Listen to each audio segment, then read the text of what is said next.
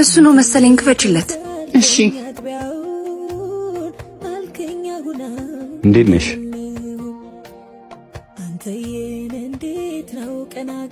ካሌቡ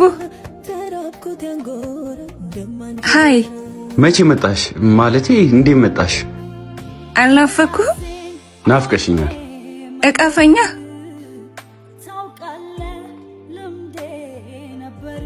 አትደንግጥ፣ ተጠርዤ ነው የተመለስኩት።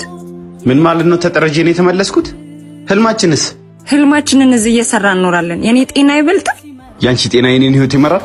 ገንዘብ እንደሚያስፈልገኝ አታውቂም? ምን ሆነሃል ካሌብ? ከኔ ገንዘብ በልጦብህ ነው? ትሽ ድሮም አንቺ ላይ ተስፋዬን ማድረጌ ነበር ጥፋቴ።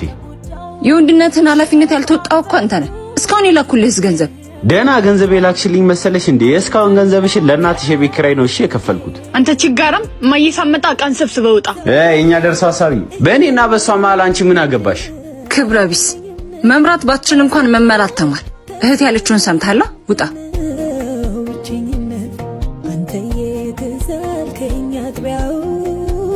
ማይረባ